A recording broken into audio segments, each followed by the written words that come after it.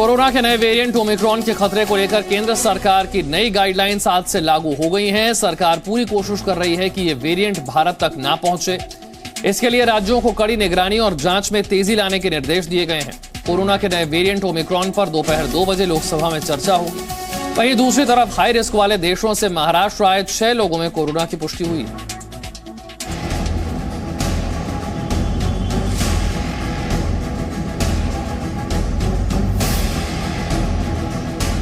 Omicron variant अभी दुनिया के 14 कंट्री में पाया गया है और यहाँ उसका अभ्यास हो रहा है। इंडिया में अभी उसका कोई केस रिपोर्ट नहीं हुआ है। भगवान करे कि ओमिक्रॉन वायरस इंडिया में ना आए, और लेकिन अगर वो आता है तो एक जिम्मेदार सरकार होने के नाते हमारा फ़र्ज़ है कि हम अपनी सारी तैयारियां पूरी कर लें। कोरोना के नए वेरिएंट ओमिक्रॉन का खतरा भारत पर भी मंडरा रहा है और देश ने इससे निपटने की पूरी तैयारी भी कर ली है। ओमिक्रॉन के खतरे को देखते हुए केंद्र सरकार की तरफ से जारी नई गाइडलाइंस आज से लागू हो गई है। इसके मुताबिक अब 14 दिन की ट्रैवल हिस्ट्री के साथ साथ RT-PCR की नेगेटिव रिपोर्ट भी जरूरी कर दी गई है। राज्यों और केंद्र शासित प्रदेशों को विदेश से आने वाले यात्रियों की कॉन्ट्रैक्ट ट्रेसिंग करने को कहा गया है। साथ ही पॉजिटिव रिपोर्ट वालों के सैंपल जीनोम सीक्वेंसिंग के लिए भेजने के निर्देश दिए गए हैं। कंटेनमेंट की गाइडलाइंस भी 31 दिसंबर तक बढ़ा दी गई है। केंद्रीय स्वास्थ्य सचिव ने सभी राज्यों के साथ ओमिक्रॉन पर समीक्षा बैठक की और कहा कि ओमिक्रॉन संक्रमित RT-PCR और रैपिड एंटीजन टेस्ट से नहीं बच पाएगा, इसलिए राज्य टेस्टिंग में तेजी लाएं। वहीं कोरोना के नए वेरिएंट ओमिक्रॉन पर दोपहर 2 बजे लोकसभा में चर्चा होगी। स्वास्थ्य मंत्री मनसुख मंडाविया ने कहा कि कोरोना का ओमिक्रॉन वेरिएंट देश में ना पहुंचे, इसके लिए सरकार हर संभव कोशिश कर रही है।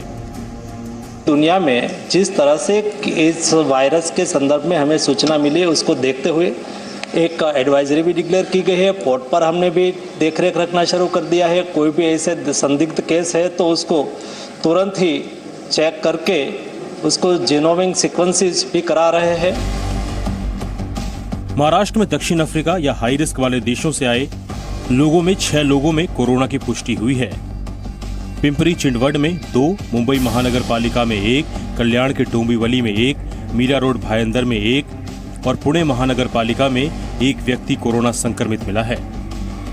दक्षिण अफ्रीका से पिछले 2 हफ्ते में महाराष्ट्र आए लोगों की जानकारी जुटाई जा रही है। नए वेरिएंट ओमिक्रॉन के खतरे के बाद देश में कोरोना की तीसरी लहर की चिंता भी बढ़ने लगी है। IIT के प्रोफेसर मणिंद्र अग्रवाल ने ओमिक्रॉन के कारण भारत में कोरोना की तीसरी लहर की आशंका जताई है।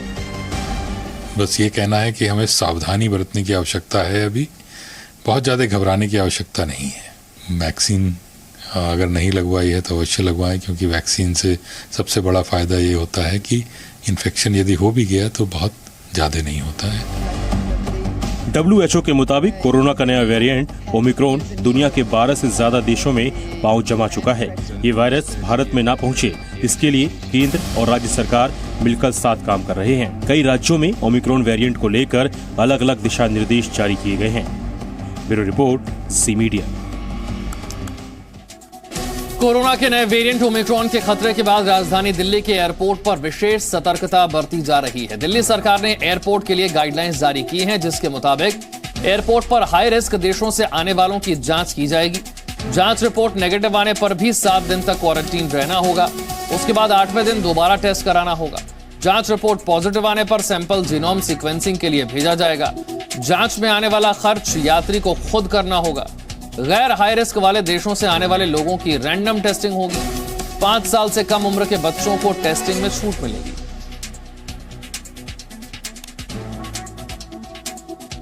ओमिक्रॉन वेरिएंट के खतरे को देखते हुए मुंबई के छत्रपति शिवाजी एयरपोर्ट पर दिशा निर्देश जारी किए गए हैं, जिसके मुताबिक हाई रिस्क देशों से आने वाले यात्रियों को दूसरे यात्रियों से अलग रखा जाएगा।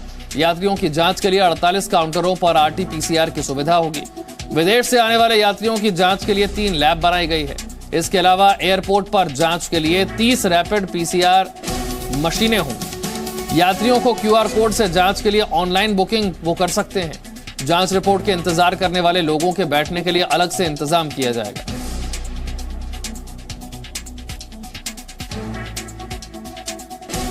Presenting B News app, available on Google Play and App Store. Download it now.